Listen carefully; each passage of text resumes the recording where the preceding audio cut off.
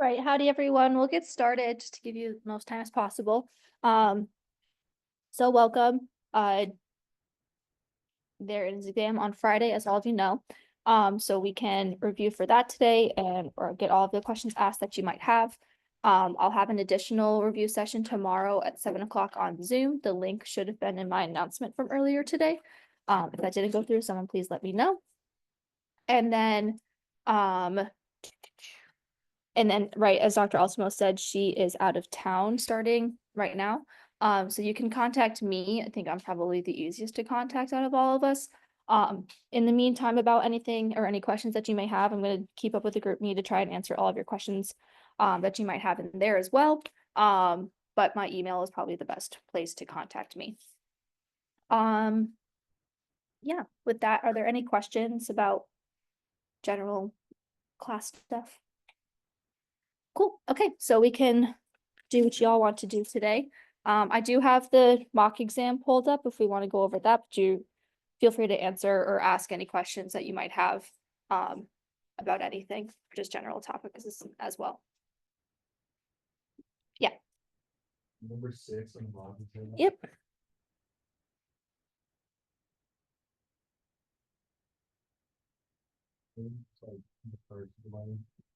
Yeah. Yep. So I'm pulling out my answer key. All right. So when we're looking at this, right, we have silver sulfate. It's fairly insoluble in water. It's supposed that 50 mils of 1 millimolar silver nitrate, a soluble salt solution, is mixed with 50 mils of 1 millimolar sodium sulfate, a soluble salt solution. I'm going to consider the following equilibrium reaction, and then, right, we're given the reaction below for the insoluble salt. So upon mixing the above solution at 25 degrees Celsius, our precipitate blank, right? So we need to know what happens in solution once we have a solution of silver nitrate and a solution of sodium sulfate, and we mix them together, what's going to go on.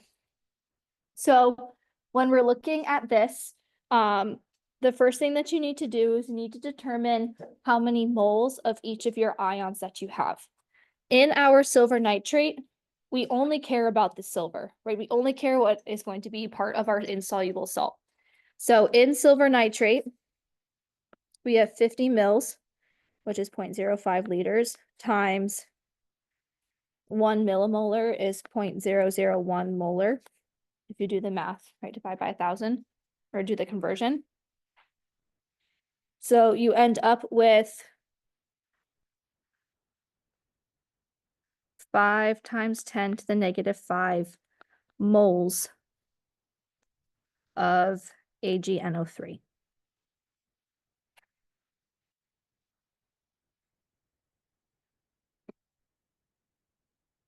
Okay, if something is a soluble salt, what does that mean it does in solution? Does it stay as that salt or does it separate? It separates, right? So silver nitrate is going to completely dissociate into silver plus and NO3 minus. So what does that mean for the moles of silver plus?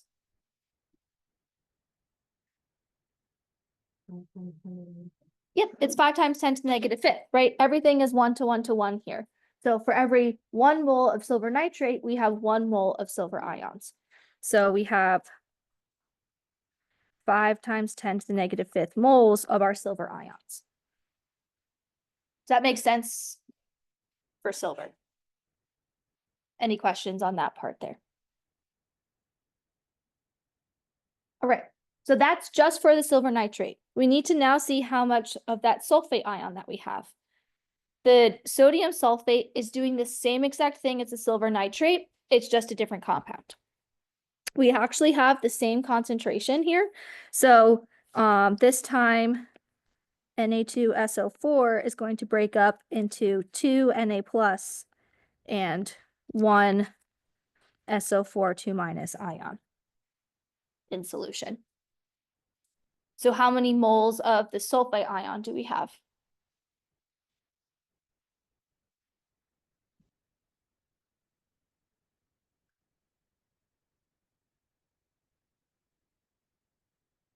Close. 5 times 10 to the negative 5th. right? We still have 50 milliliters in 1 millimolar. So that math, in order to find the number of moles of your salt to begin with, is the exact same. So we start with 5 times 10 to the negative fifth moles of sodium sulfate. That's going to dissociate, but we have a 1-to-1 molar ratio for salt to sulfate ion. We have a 1-to-2 ratio for salt to sodium ion. So although we have 5 times 10 to the negative 5 moles for sulfate, we have 1 times 10 to the negative 4 moles for the sodium. Do we care about the sodium though? Nope, so that doesn't matter. So all that we have in our solution is, or that we care about, is 5 times 10 to the negative fifth moles of both the silver and the sulfate ion. How does that help us solve this question for a precipitate forming?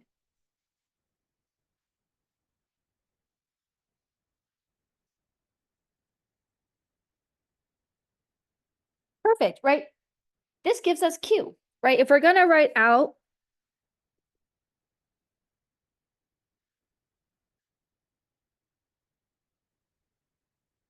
right, if we are going to write out our ice table, do we have an initial concentration?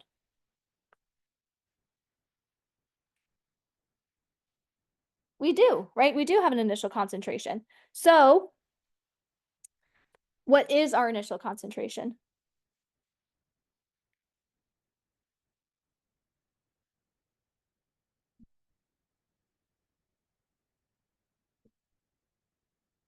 How did you get that? Mm-hmm. Mm-hmm. So, right, we know that we have 5 times 10 to the negative 5 moles of Ag plus and SO4 2 minus. What's our total volume? 100 milliliters. So how are we going to get to concentration? Mm-hmm. Yep, we have to divide by 0.1. So we end up with 5 times 10 to the negative 6, right? As both of our concentrations for our initial. Right, we have an initial. If we solve for Q, we don't know if we're at the equilibrium or past the equilibrium. So we don't know what that change is going to be. So how we solve for Q is the same way we solve for K. So we have Ag2 or Ag plus. What do we have to do to Ag plus? Square it. And then we have just sulfate. We're going to plug in our initial concentrations. This time we are not double dipping. We have to take the concentration of Ag plus as is. So this is just 5 times 10 to the negative 6 squared times 5 times 10 to the negative 6. And that is that greater than or less than or equal to K, SP.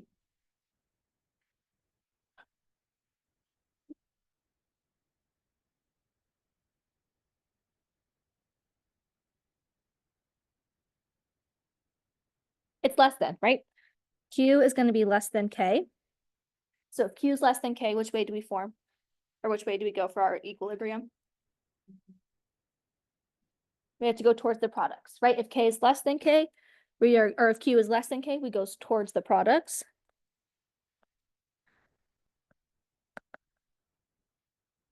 And if we're making more products, are we making more ions or are we making more salt? We're making more ions, right? So if we're making more ions, will a precipitate form? No, right? So a precipitate does not form. So that narrows you down from A, B, C, D to just B and D.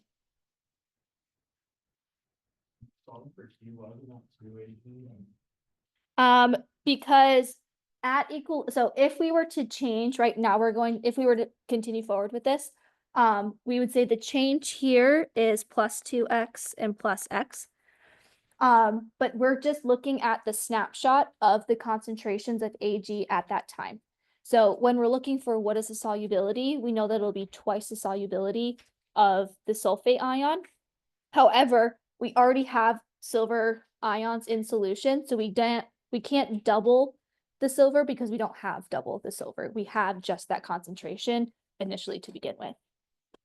Right, if you think about initial concentration, think about you have your 2 beakers of your solutions before you even mix them. So just in your silver nitrate concentrate, or just in your silver nitrate solution, how many moles of silver do you have here?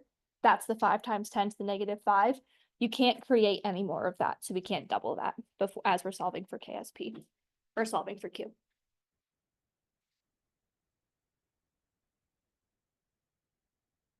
Any other questions on that? Does that make sense why we can't double silver? It has to be squared when we're solving for Q because we have that concentration. However, we only have that concentration, so we're not doubling that concentration.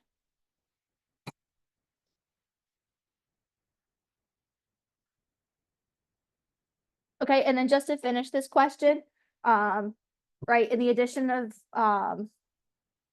wait, what was I reading? At constant temperature, the addition of solid Ag to SO4 will cause, what and what to, and what is that gonna be?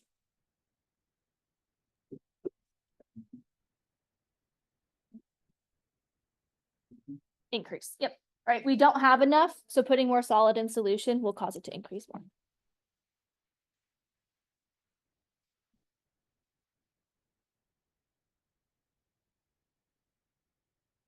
Okay, did that make sense for 6?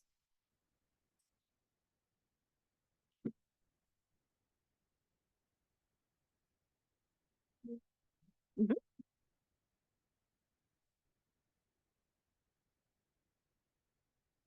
This is a fun one. Ready, 4, 8. Okay, there's a lot of words. So tris, which is actually something I use in lab, so this is actually a buffer that happens, is a weak base widely used to make buffers for the study of biological systems, and the conjugate acid of tris can be written as tris H+. The Kb of tris is 1.17 times 10 to the negative 6 at 25 degrees Celsius. We want to consider a 1 liter buffer that is 0.1 molar in tris and 0.1 molar in tris H+. You want to calculate the pH of the buffer after the addition of 5 mils of 10 molar HCl. Okay. So a couple things before you start this question. Right, we say that we have a weak base and we say that we have a buffer. So what should jump out to you there? What equation should you be thinking of? The Henderson-Hasselbalch equation, right? That is given to you. Right, that's pH is equal to pKa plus the log of base over acid. Okay, so you should be thinking about how can I use this equation from the start. Additionally, we are calculating the pH of the buffer after the addition of HCl. What is HCl? This is a strong acid. If HCl is a strong acid, should your pH get more acidic or more basic? It should get more acidic, right? So we should expect a lower pH than we're at right now.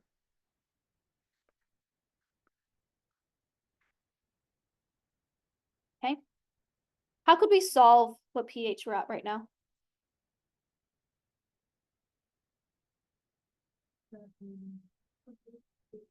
Yeah, we could solve for the pKa, right? Because right now we know that if we use the Henderson-Hasselbalch equation, right, we just have our tris and tris H+, we have a base, a weak base in its weak conjugate acid, creating a buffer. We are able to use the pKa or the Henderson-Hasselbalch equation. How would we solve for pKa? What do we need first? We need the Ka. How do we get the Ka? Good, right? So Kw is equal to Kb times Ka. So Kw divided by Kb will give you Ka, and Ka will equal 8.55 times 10 to the -9.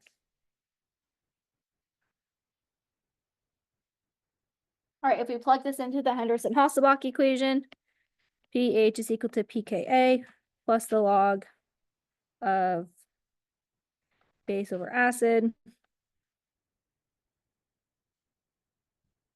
What do you get as a pKa? Or what do you get as pH? pKa, it's actually the same thing.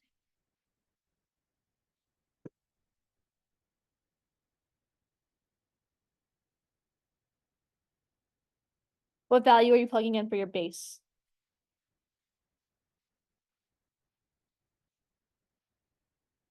Say it again. Just initially, before we even add HCl, what are we adding? Or what is going to be our concentration of base?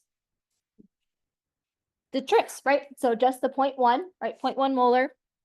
So we have negative log of 8.55 times 10 to the -9 plus the log of 0.1 over 0.1. Okay, so pH is going to be 8.07. I only show you this so you can check your answer later.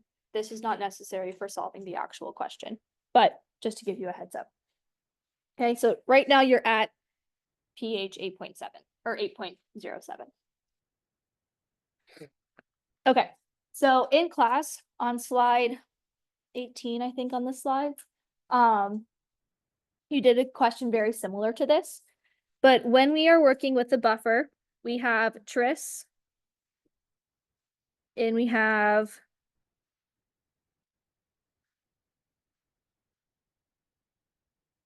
tris H plus and OH minus technically. Okay, so when we add HCl, what is that going to react with?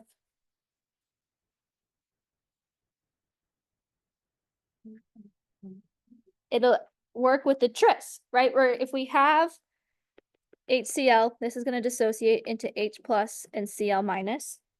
That H plus will react with your base, your A minus here, and it's going to form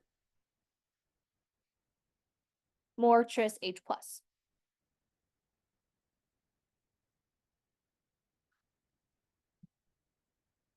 Okay. So when we did the clicker question today, or the example before the clicker question today, when we were working in a buffer and we added that sodium hydroxide, bless you, what did we do? What did we solve for? Or were we all lost? All right, so we had to solve for the limiting reagent. We needed to know how much base was being added and how much of that base was being reacted, or with the acid in this case. But in this case, we need to know how much acid is being added that's going to react with the base.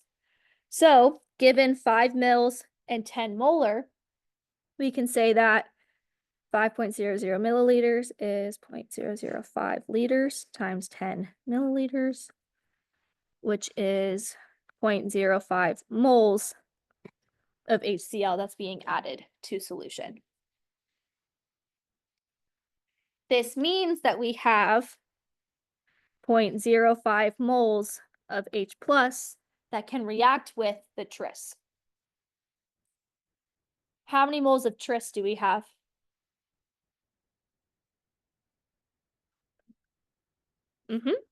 Yep, so we have 1 liter times 0.1 molar. So we have 0.100 moles of tris. Which one is our limiting reagent?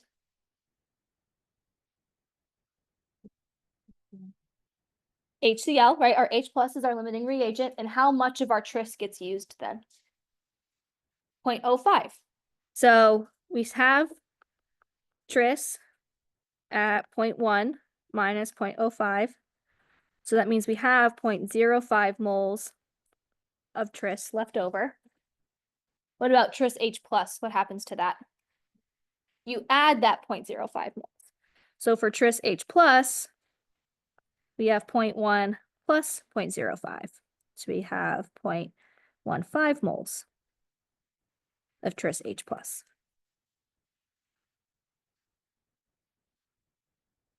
What can we do now?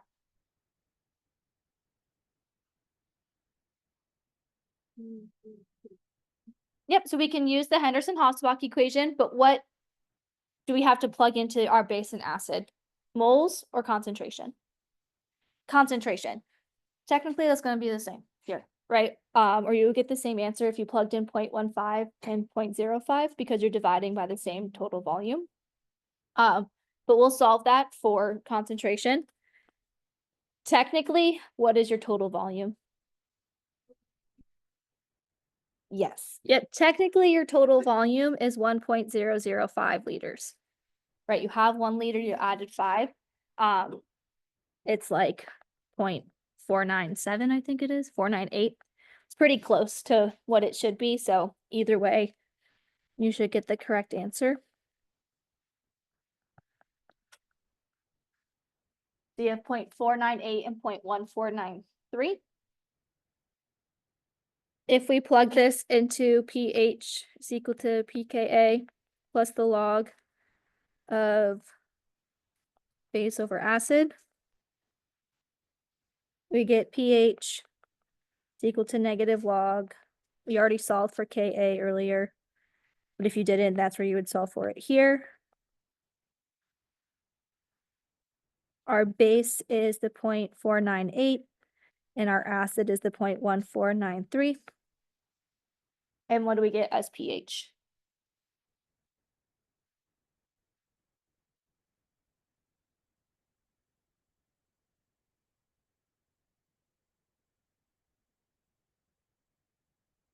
.59 or C.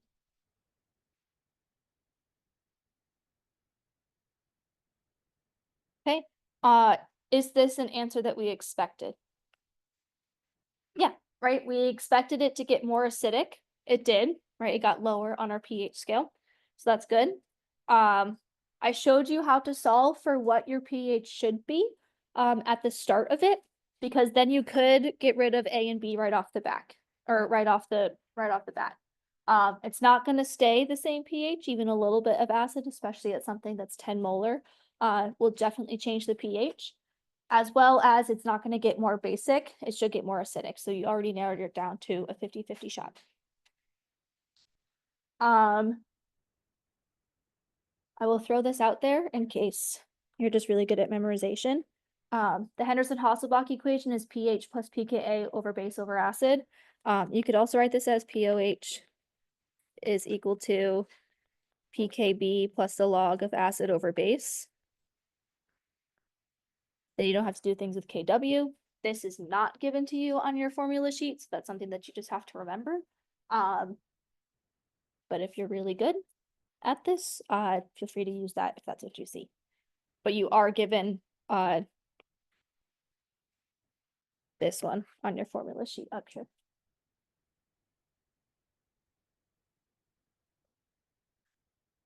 Yep. Are there any other questions on 8? Yeah. When you were doing the thing, you're like you explaining the reaction for it again, why you have that H plus one and the H plus. Yep. So your HCl would dissociate into H plus and Cl minus. So it's like technically saying, how do I want to write this? I'm just gonna be reading. Right. It's like saying HCl is going to dissociate into H plus and Cl minus, as in H plus and Cl minus are now on your reactant side. So H plus and tris, these two together can form tris H plus. Right, those will react together. Say it again. Nothing happens to the Cl minus. That's like the sodium and the nitrate from our previous question. They're just hanging out in solution. They're not contributing to anything going on. Yep. Since the Henderson-Hasselbalch has A minus over HA, why don't we forget the HCl for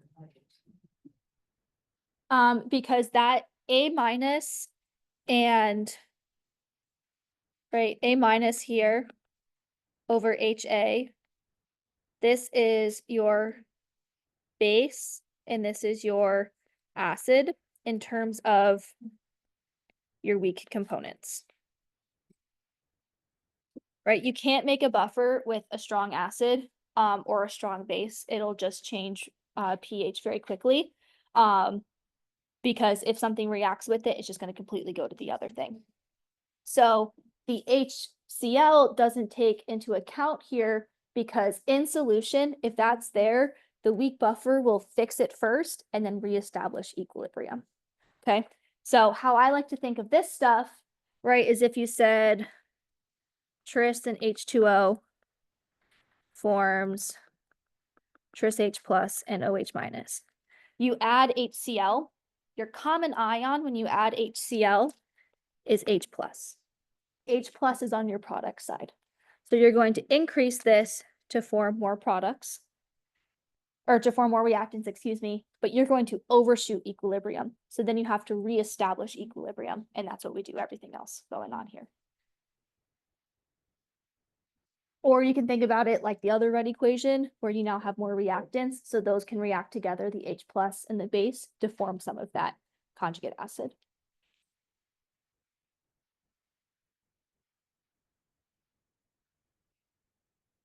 That help with 8.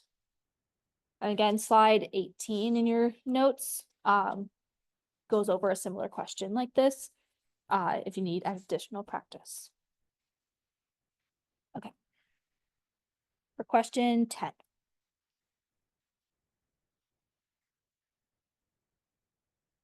All right.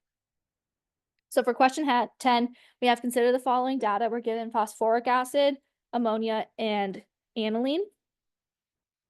I've never seen that before. And we have a separate 0.1 molar aqueous solutions of each of the following species are prepared at a constant 25 degrees Celsius temperature. And we have those 4 solutions written out. We want to rank the solutions in order of increasing pH given the solutions that were made. Okay, so if we have pH, what are we, or I guess, how did y'all solve this? How would we solve this? Any ideas?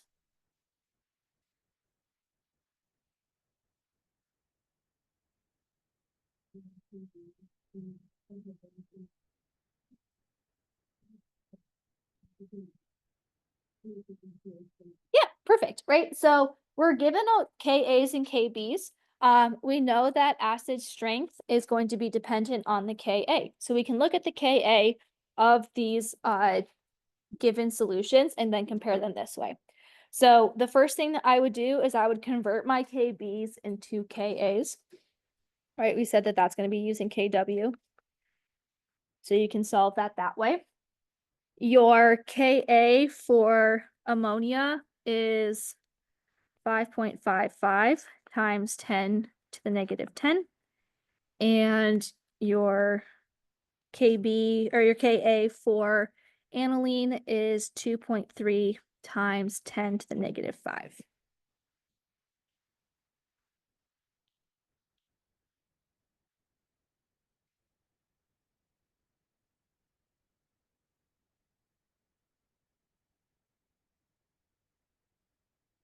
Questions how we got Kas.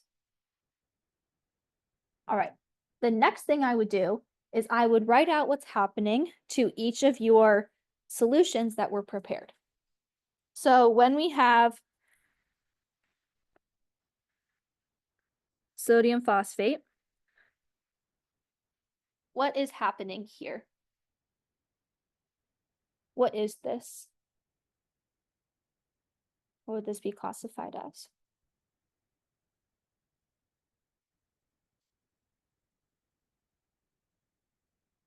I heard salt. It is a salt. What type of salt? Basic salt. This is a basic salt. So what part of this salt do we care about? The Na2 or the HPO4? The HPO4, right? Na2, this came from sodium hydroxide. That's a strong base. We don't care about it. It's going to stay dissociated. What we care about is HPO4 and water. Is that going to be a strong acid or a strong base? Or a weak acid or weak base? weak acid, so what forms?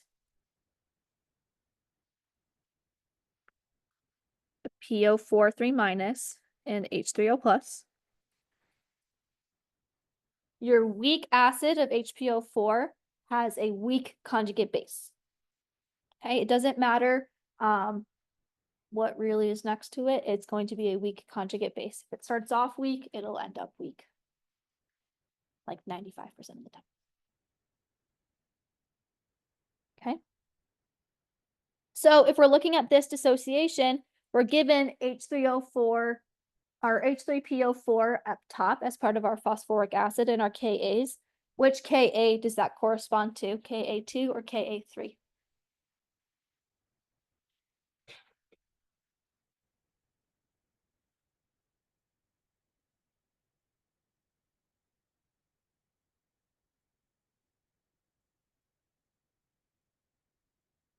H3PO4 will have, right, can dissociate into, is that H3PO4 a strong acid, strong acid or weak acid?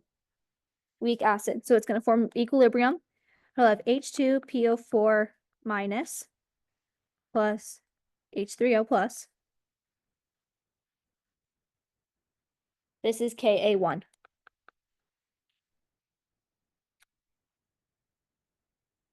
H2PO4, sorry, this should be 2 minus. H2PO4 minus will form HPO4 2 minus and H3O plus. What Ka is this? Ka2. HPO4 2 minus will form PO4 3 minus and H3O plus. Is that Ka2 or Ka3?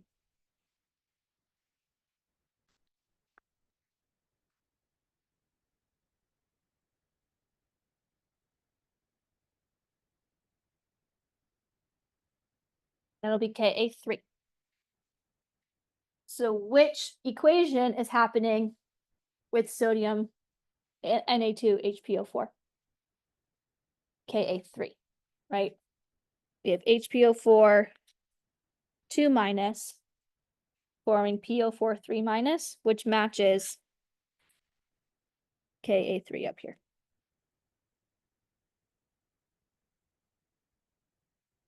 Does everyone see why it's Ka3?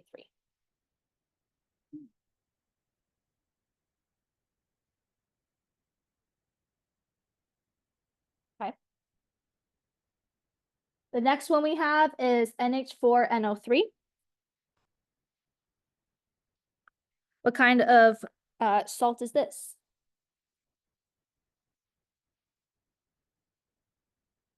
This is an acidic salt. So which part of the equation do we care about? The NH4 plus.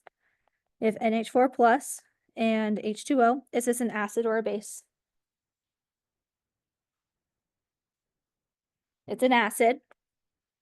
So we form NH3 and H3O plus.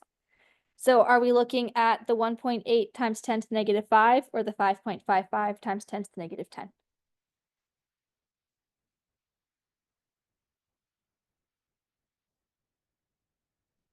$5.55. Yep.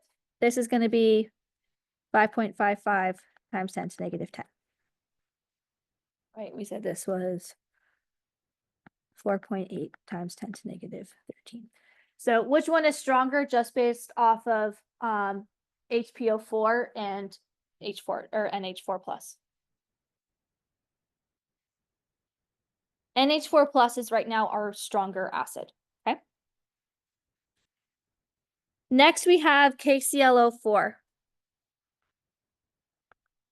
What is this type of salt? This is a neutral salt. This is a neutral salt. So when we have a neutral salt, this means that like anything in solution is kind of moot. It's not going to be a good buffer. you just have K plus and ClO minus ions hanging around in water. You just kind of have a solution hanging out like this. That's really what you got, right? You got water and you got ions and it's boring.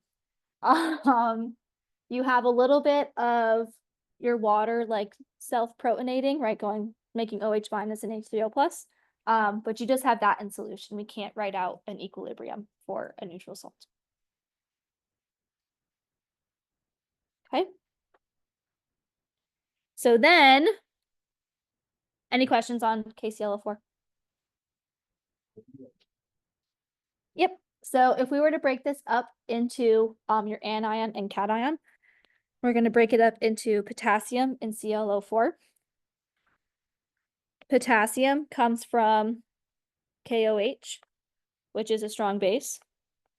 And ClO4 comes from HClO4. And this is a strong acid. So when you have a strong acid and strong base, those cancel out. Yep. Yep. So same thing. We're going to break it apart into cation and anion. So we're going to break it apart at the NH4 and this NO3. NH4 comes from NH3, which is a weak base. And NO3 comes from HNO3, which is a strong acid. And so since we have a strong acid and a weak base component, the strong acid will win and make it an acidic salt.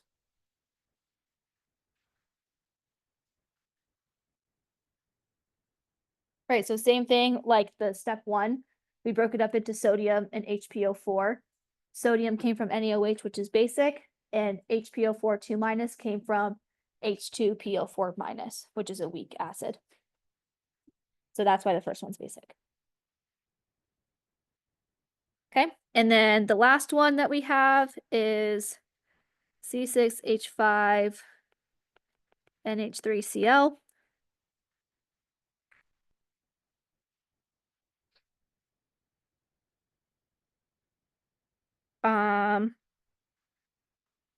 What is this type of salt?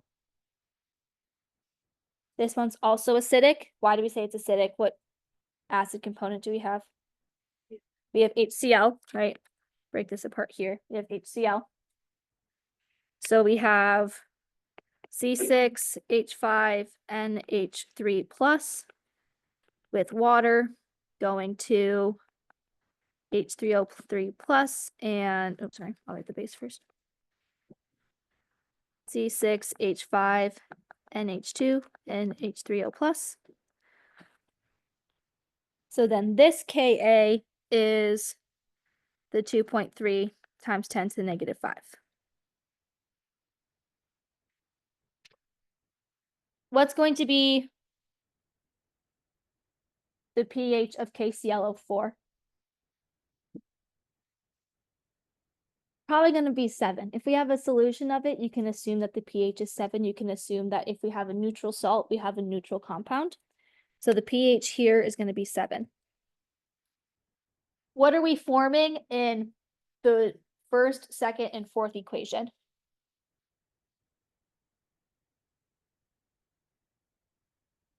What do they all have in common? They all have H3O plus, right? We're all looking at the acid dissociation. So if we have something that's 7 and 3 things that are acidic, where does that make KClO4? Is that going to be at 1 or 4?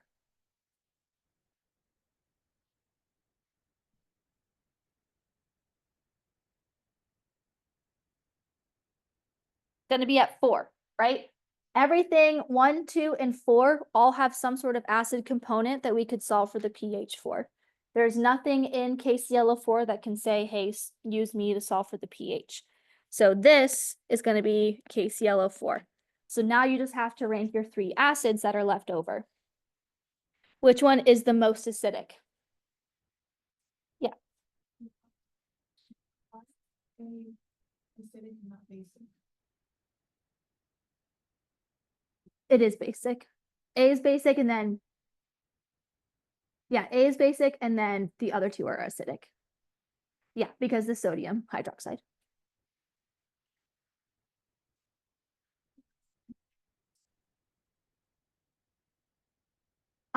You have a basic salt, but that acid component, that weak acid of your salt is what's going to form the buffer, making it a acidic buffer solution. Does that make sense? Right, so when we break apart sodium,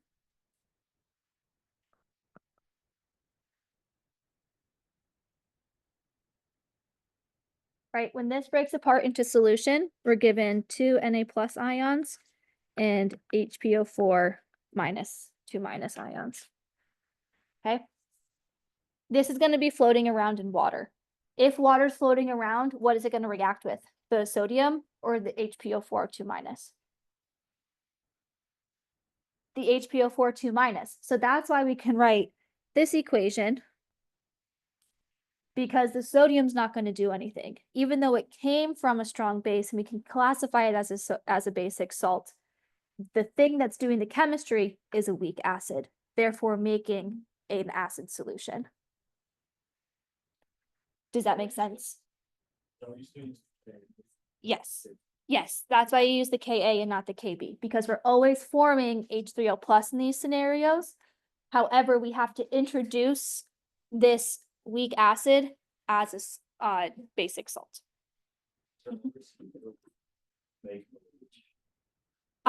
Yes, yep. If we had something,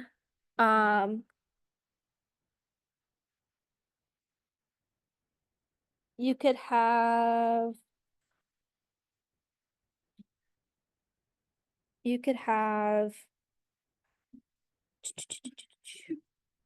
how do I want to write this? Yeah, I can't think of it off the top of my head right now, but right, if we had something where your base was negative, right? If your base was negative, as in, right,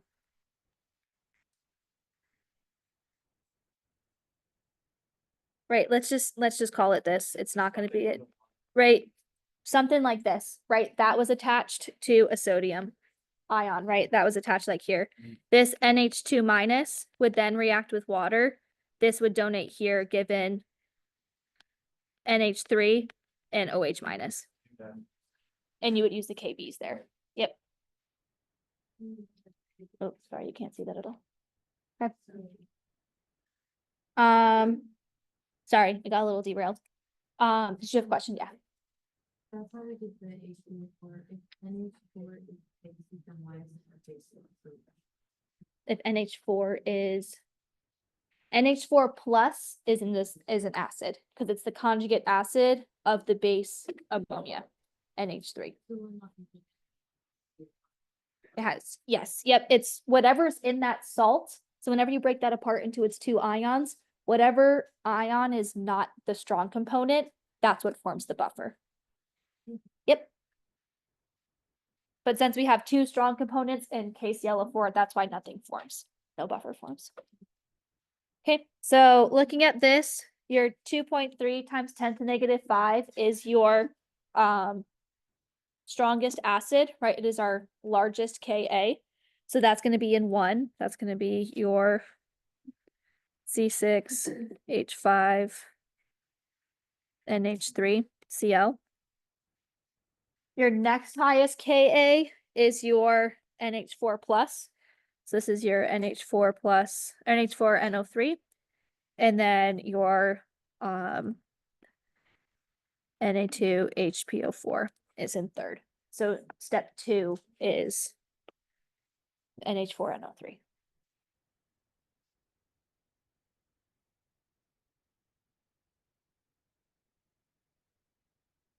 Okay.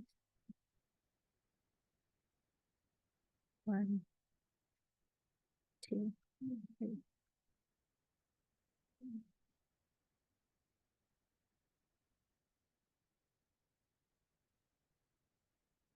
What questions? Where did I lose everyone? Everywhere from the start. Yeah.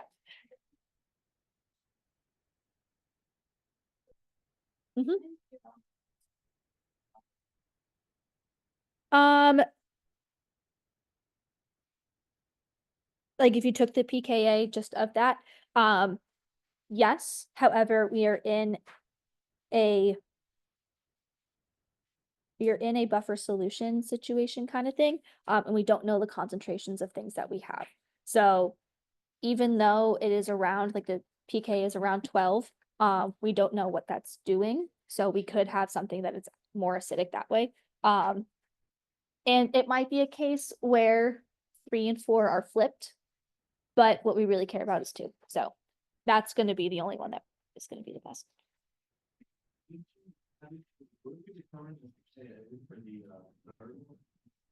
The KClO4, it's a KClO4 comes from 2 strong acids and a strong acid and a strong base, so they're just really big Kas or really big Kbs. But the pH is neutral, so creating a neutral salt, so it's gonna be your most basic, or it's gonna be somewhere not most acidic because it's not gonna have a good buffering range. Yep. Any other questions on 10? Probably so many, but enough for today. All right.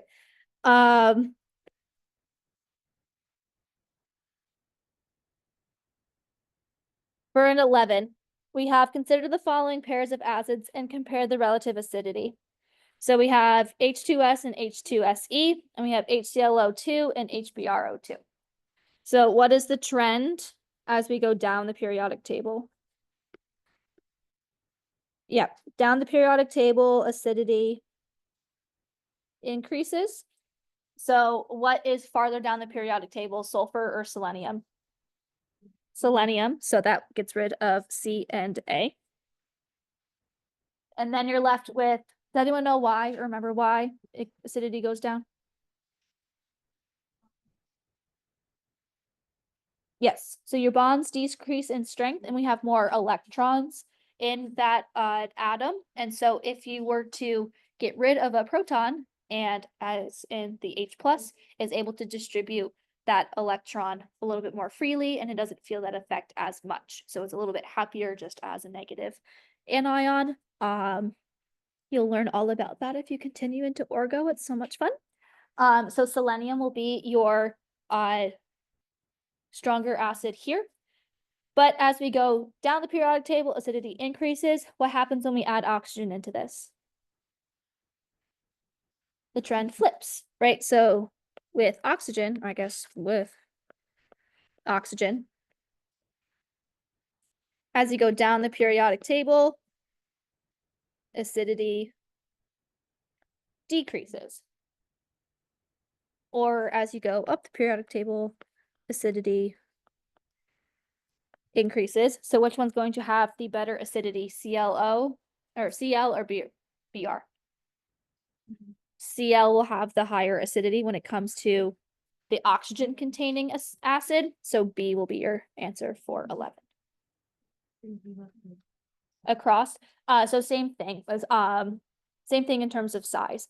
As we go across the periodic table, your size is getting smaller, so your acid strength decreases, and then with oxygen it goes the other way.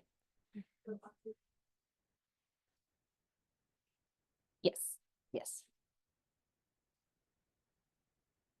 Yep. When you have oxygen, the trend it like inverts. Yep. So right as we go down the periodic table, normally if we compare HF to HCl to HBr to HI, as we go down the halogens, acidity increases, right? And that makes sense, right? Because HF, is this a weak or strong acid? It's a weak acid, but HCl, what does that turn into? A strong acid, right? So as you go down the periodic table, we're seeing that our acidity increases, and it increases by a lot, right? So HCl is a strong acid compared to HF, which is a weak acid. So as we go down the periodic table, acidity increases. However, when we throw oxygen into the mix and we have an acid that now contains a halogen and an oxygen, now that trend flips. Now, as we go down the periodic table, our acid strength actually gets worse. So as we go up and we have those smaller atoms, now we have stronger acids. This also happens when you increase the number of oxygens. So HClO2 is greater or is less than HClO3, which is less than HClO4, which makes sense because this is a strong acid and these are weak acids. So as you add more oxygens, you're adding more acid strength.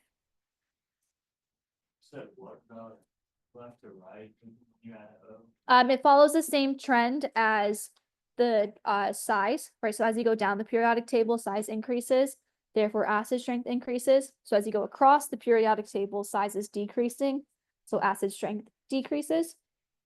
But then with the oxygen, it goes the other way.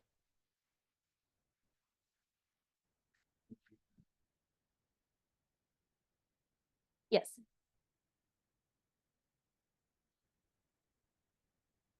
I think she will mostly ask you going up and down though, so. Or number of oxygens increasing. Yep. Are there any other questions on 11? Wait, so did you say it increases without the O from left to right? Acidity should decrease going across the periodic table without an oxygen. Yes.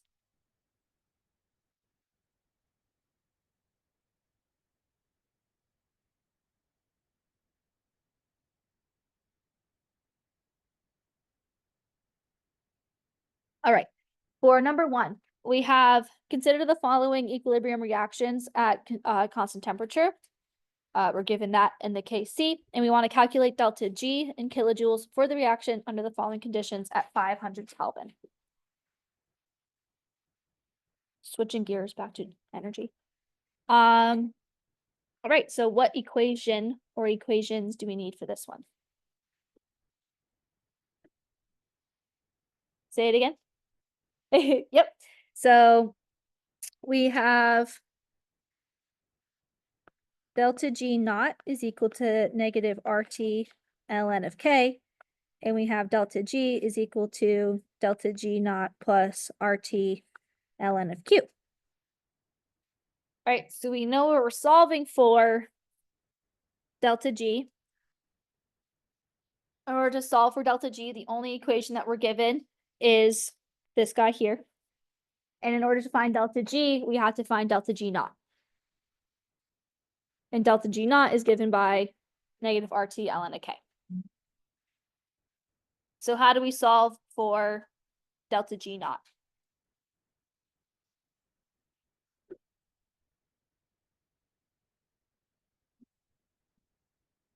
Yeah, we have everything for delta G naught given to us in our question. So for delta G naught, we can plug and chug. We have negative 8.314. This is in joules per mole Kelvin. You can convert that to kilojoules now or later. It does not matter. Times 500 Kelvin. And then we have the natural log of K, which is given to us as 6.01 times 10 to the negative 6. I kept this in joules and converted afterwards. So delta G naught is 49975.81 joules, or 50.0 kilojoules.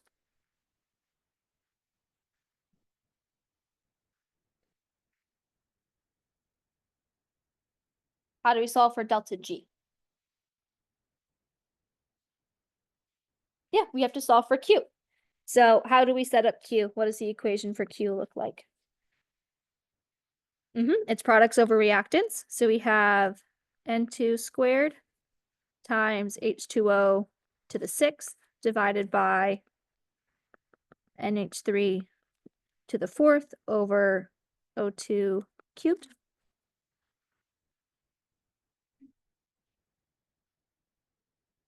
Are we given concentrations?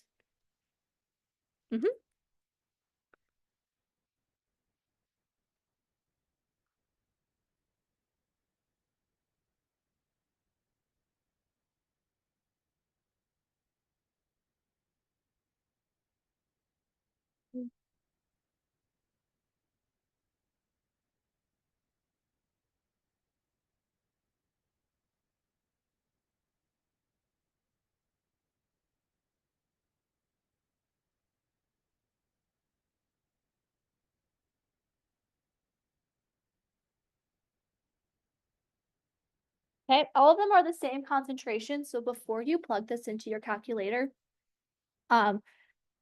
please notice that since they're all the same value and they're just being raised to exponents, you have 1.5 times 10 to the negative 2 to the 8th on the bottom, and 1.5 times 10 to the negative 2 to the 7th on the or on the top and on the bottom, right, to the 8th to the 7th. So that just means that Q is equal to 1.5 times 10 to the negative 2. You don't need to plug it into here. Do we all get that exponent math? You can plug it to check. I did, but that's because I was making the answer. Okay, so then delta G is delta G naught plus RT ln Q. Do we have everything to solve for delta G now? Yep. So delta G is, again,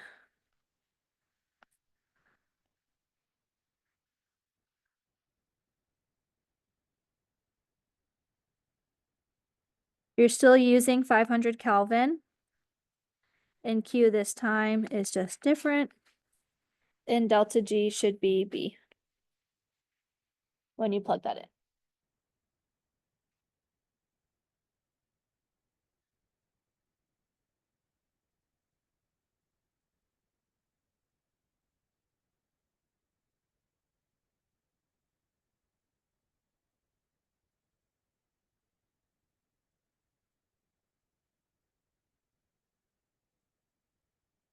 Any questions on 1?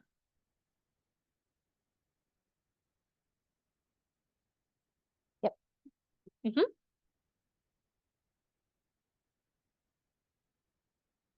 So 16 is very similar. The graph below shows a measured concentration of A, the reactant, and B, the product, over 10 minutes of a reaction at constant temperature during which the reaction reaches chemical equilibrium. Does anyone tell me around what time point equilibrium is established? Yep, so kind of probably, I don't know, here, around 5 minutes, I would say. This is equilibrium. So for the question, we have consider the plot when filling in the blanks for statements 1 and 2 below. And number 1, when t equals 0 minutes, Q must be blank to K. What do we know at t equals 0?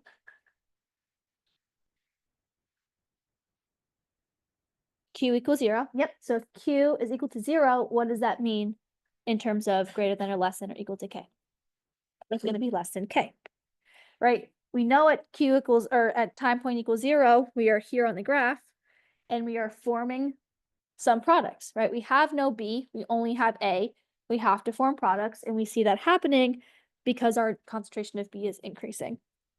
So that is A and C that get eliminated after that. And then we have when T equals 2.3 minutes, the concentration of A is equal to the concentration of B. At this time, the delta G for the forward reaction is blank. Is this an easy answer?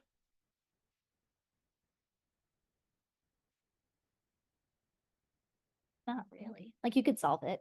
So we don't know. It's asking for delta G at non-standard conditions. So we have to do the same thing that we did in question 1. So we could solve for K. We can solve for delta G. We're given to this at, are we given a temperature?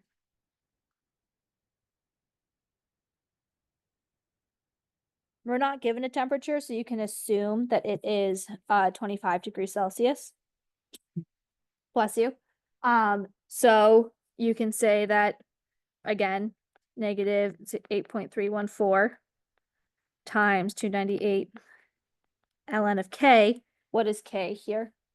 How do we solve for the values of K?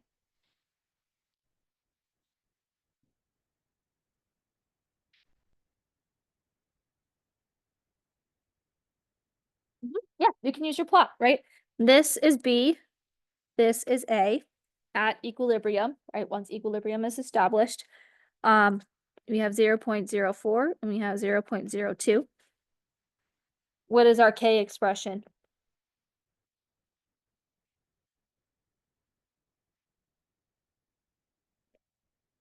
B over A. And we're given our equation up here, so we have A squared at the bottom. Okay, so you could plug in 0.04 over 0.02 squared to get delta G.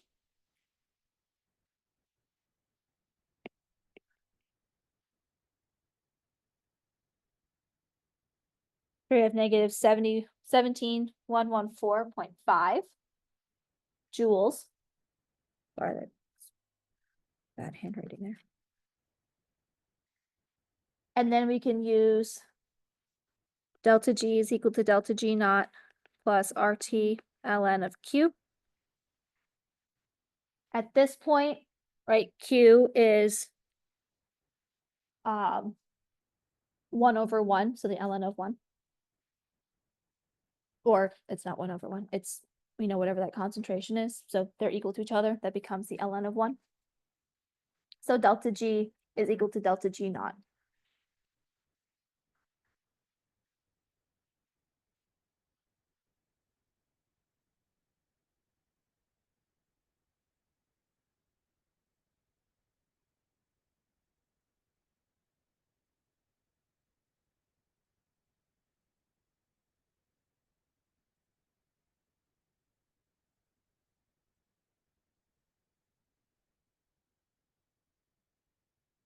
So you said when 2.3 minutes A is equal to B.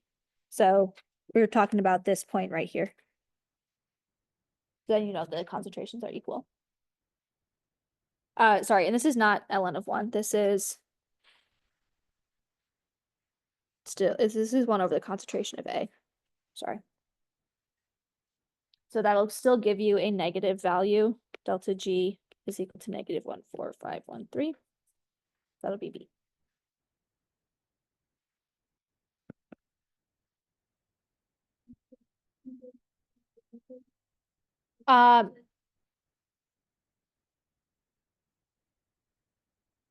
Delta G, what do you mean we can assume? Say it again.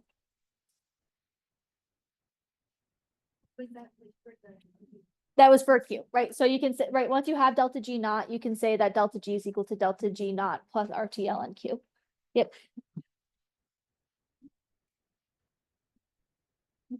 Are there any other questions on 16? Yeah. Delta G is going to be 1 over the concentration of A. So that's like, I don't know, I think I guessed 0.0035 at that time. Because you have B over A squared, which is, but since they're equal, it's like A over A times A. So it's just 1 over A.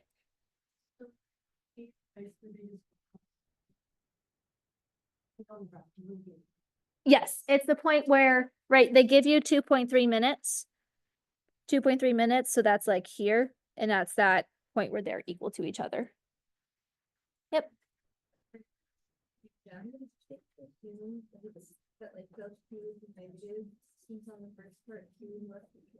Yes, yeah. It's also like if you just want to crudely answer and then say, I'll come back to it later, by all means. Because we're still forming products, right? This is still a spontaneous reaction, so delta G should be negative, and then you can prove it by checking your answer. The reaction keeps going. We're not at equilibrium yet. At equilibrium, then it would be 0. Right, at this point, delta G naught is equal to 0. Why was Q equal to 1 over like that? Yep, so Q is equal to B over A squared, but since concentration of A is equal to concentration of B, you could say A over A times A. So those cancel out to say 1 over A. Absolutely. Yeah, absolutely. Yep. There's another question before that. 7. Was there another question in the audience as well? Okay, do we feel more comfortable with 6? or 16. Okay, so for 7, we have, what is H3O plus equilibrium, in a 0.704 molar thing aqueous solution, and the KB of that thing, ethylamine, is 5.6 times 10 to the negative 4.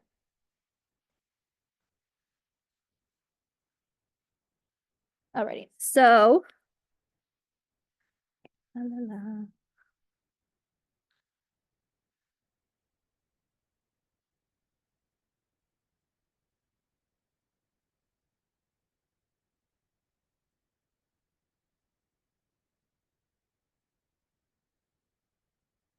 Okay. So for question 7, we are given this acid of ethyl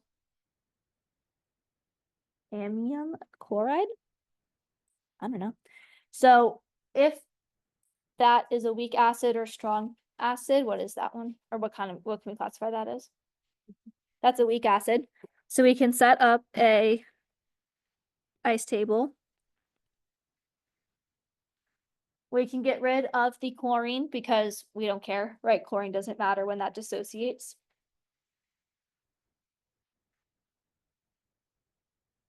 So this will react with water to form your base and H3O plus. Right? That CH3CH2 and the will dissociate from the chlorine. The chlorine just hangs out. We don't care. And then we can just set up an ice table. So we're given that we start with 0.704 of our acid, 0.704 molar of our acid. We don't care about water, and we have nothing forming of our base and our H3O plus. So what is our change going to look like? Minus x plus x plus x. But what are we given, the KB or the KA? KB, what are we solving for? Or what do we need to use to solve for? We need to use KA, so we're going to convert using KW. So KA is equal to 1.7857 times 10 to the negative 11. So when we just solve for that,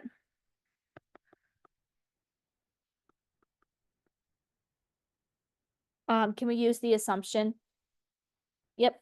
So then we'll have x squared over 0.704, and x will equal 3.5 times 10 to the negative 6, or B in this case.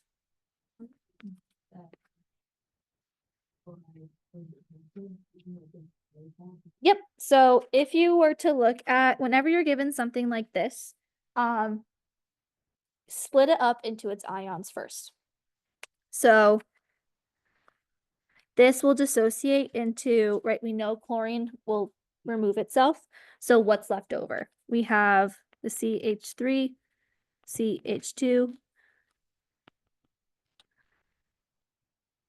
NH3. We know that chlorine has a minus sign. So we know that our thingamabob here has to have a plus sign in order to make that a neutral thing. Okay. Additionally, we know NH4 plus exists, and that's when nitrogen has 4 bonds to it. 3 of the bonds here are coming from a hydrogen. 1 of them's coming from the neighboring carbon. So if a nitrogen has 4 bonds, it'll always have a plus sign. So since we have a plus, the plus indicates a acid, usually as an extra proton or as an extra H plus. So that will be able to donate that to the water.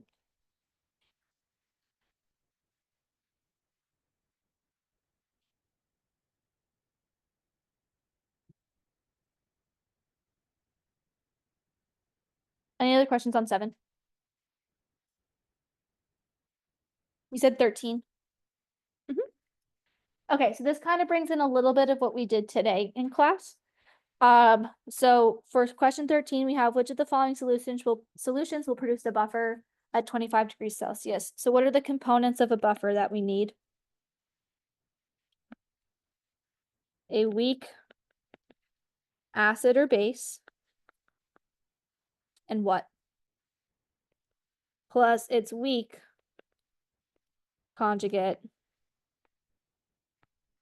acid or base. Right, depending on what you're starting with.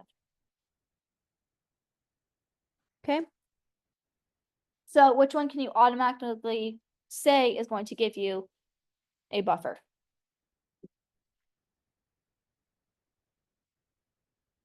B, right? B has a weak acid, right? All of these have a weak acid. HF is a weak acid. And in our NaF, this is going to dissociate into Na plus and F minus. If F minus is in solution, then we have a weak acid and its weak conjugate base. This will automatically give you a buffer solution. We're going to look at our other answer choices, and we see that D says both B and C. So do we think A is making a buffer solution? No, I wouldn't even check it. So then we have to check if C is making a buffer solution. When we look at C, we need to see which one is in excess. Similar to how we did our buffer today in class, and we found the pH dependent on how much sodium hydroxide was added to solution, we need to see what's happening here as well. So we have 1 molar HF and 0.1 liters. So this means that we have 0.1 moles of HF.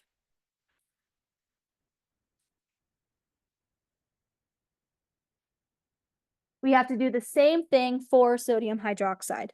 We have 0.5 molar and 0.1 liter. So how many moles of sodium hydroxide do we have?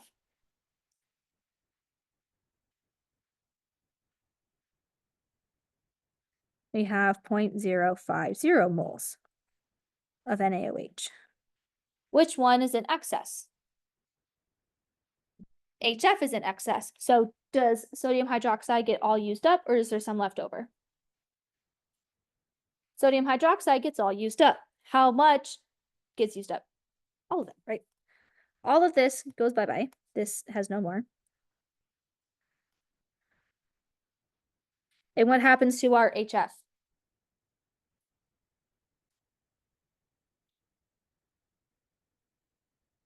Half of it gets used, right? We have 0.05 moles that is going to react with the HF in order to get 0.05 moles of HF left over. Right, so very similar to question 8, we now have a scenario where HF also has F minus and OH minus being produced, right? Because some of that OH, sorry, this is not getting here. This is not in here, right? But we have HF and F minus being formed, right? Because some of that NaOH, if we were to write out a reaction for that, this is HF plus NaOH forms Na plus, F minus, and H2O, right? So some of that weak conjugate base gets formed. We have 0.05 moles of this, and we also have 0.05 moles of its weak acid.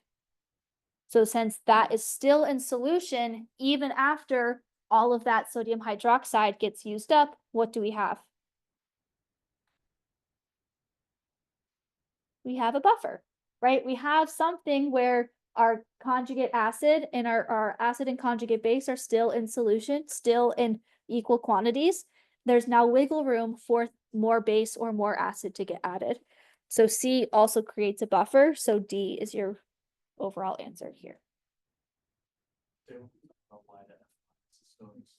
Yep, because if we react, right, you're adding HF to NaOH. So what happens when those form, right? We have HF and NaOH. This will form NaF and H2O. However, we know that NaF will dissociate into Na plus and F minus because sodium and a halogen will always stay dissociated. So since that stays dissociated in solution, we now have F minus that is being formed and floating around in solution. And we still have leftover HF because we didn't use up all of the HF from the addition of the base. Therefore, we have HF, a weak acid, and F minus, its weak conjugate base, floating in a solution of water and sodium ions, therefore creating a buffer.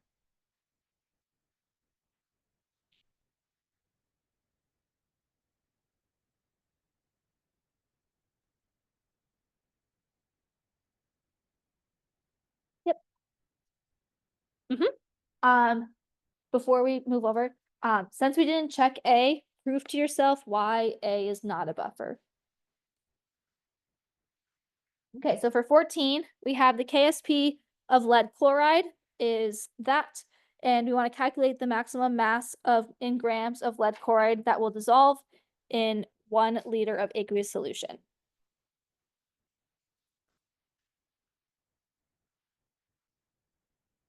Okay, so when we are looking at lead chloride, we're going to write out the dissociation for our insoluble salt.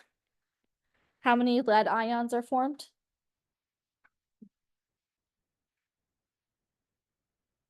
1. What charge does it have? 2 plus. And how many chlorine ions are formed? 2. And what charge does that have? Minus. Great. Okay. So if we were to solve for the solubility, right, I gave you KSP and I asked for the solubility, how would you do that? Ice table. We have no ions to begin with. We have plus X, we have plus 2X, so we have X and 2X here. So solving for KSP, we have X times 2X squared. So the KSP given to us in our question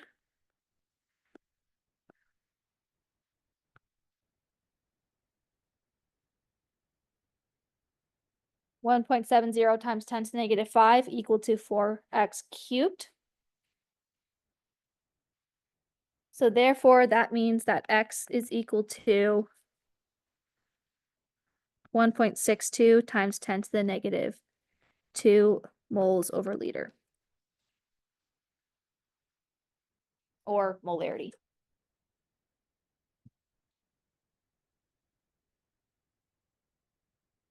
What does X relate to? The solubility, and what solubility does it directly relate to?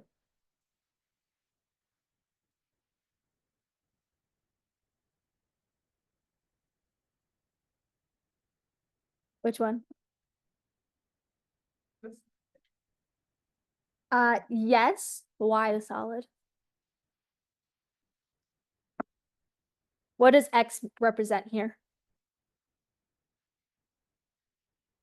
The change, so what does that mean? Right, change is plus X. Where do we see just X? The lead, right? The concentration of what? The lead ions where? In solution at equilibrium, right? That's what X represents, right? That's the concentration of the lead ion at equilibrium once all of the proper amount of ions has been dissolved. So we can say that if we have this concentration of lead ions in a 1 liter solution, that means that we have, multiplied by 1 liter, 1.62 times 10 to the negative 2 moles of lead ions. Our lead ion molar ratio to its salt is 1 to 1. So technically, this is how many moles of salt, right, can also be dissolved. So if we have the moles of salt,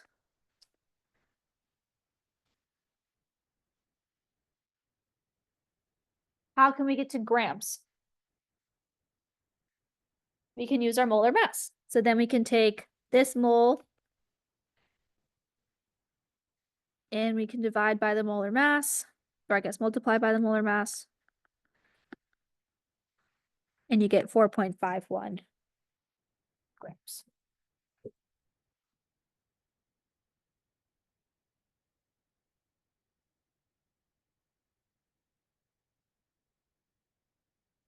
Okay, does that make sense for question 14? Right, so it's not directly related to PbCl2, it's directly related to lead, which then you can then say using a molar ratio is related to PbCl2. Why would you, I guess, like double down on the 2x squared? Mhm. Like 2x squared. Yep. For this problem, because we have 2 chlorine ions forming and we have no chlorine, thank you, no chlorine ions to begin with, for every 1 lead ion that's formed, 2 chlorine ions get formed. So your change has to be 2x, but then so you're saying that that concentration is double at equilibrium, whatever that x concentration is. So then when you solve for KSP, you have to plug in that concentration into the KSP value. So you have to square it that way. Right? It's different from, what was the first one we did? 6? Right, it's different from 6 because we're saying we're starting with that amount of ions. However, in 14, we can create more ions. We don't have any to start with, so we have to create more by dissolving more. What problem gives you that information? What in the problem gives you that? Yep, because you're saying that the KSP of lead chloride is that value, and you want to calculate the maximum mass that will dissolve, right? So we know if something has a KSP, it is mostly a solid and will just have a very little bit of ions in solution. So you create a scenario where before you even form any ions, it's like when you first initially drop that salt into solution, how many ions are going to come off of that salt, right? So when you first start that first snapshot at time equals 0, you have nothing, so you have to form something because Q is less than K. I don't understand why that is different for the silver sulfate. So for the silver sulfate, that's like saying, right? So in this scenario, you have a solid salt and you have just a cup of water, right? You're going to add that to whatever. So you don't have any ions in your cup of water before you start. So that's where 0, 0 comes from. Okay. In the other one, you have your silver nitrate already dissolved and already have ions, and you have your, what was the other one? Sodium sulfate in your other beaker, already dissolved, already with ions. You can't create any more of those because that's what you're starting with. You're starting with, right, because you're mixing them there. Yep.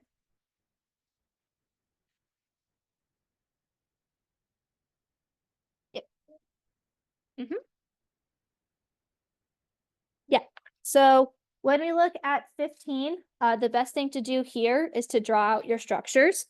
So for BCl3, you have this reaction, or you have this molecule here.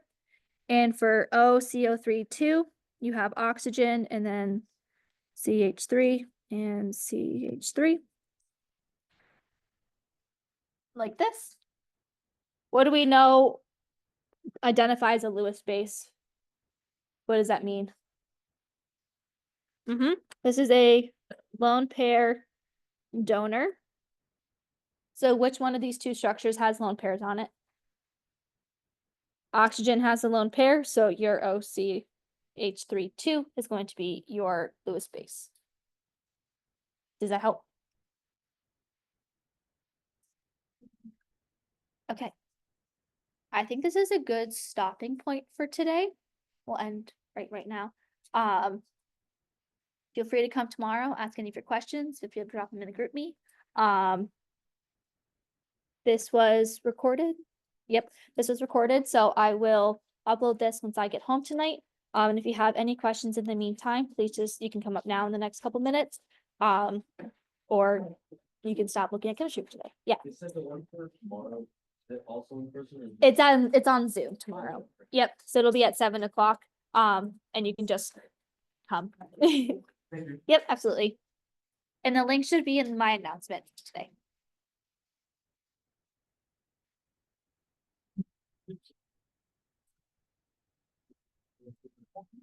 Boron only needs 6 electrons, right? 3 bonds, and then beryllium only needs 2. Beryllium Be.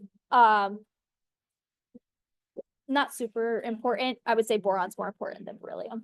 Can you put it on the exam? I wouldn't say so. I think she would probably give you something similar to boron or like a carbon or something like that, yeah.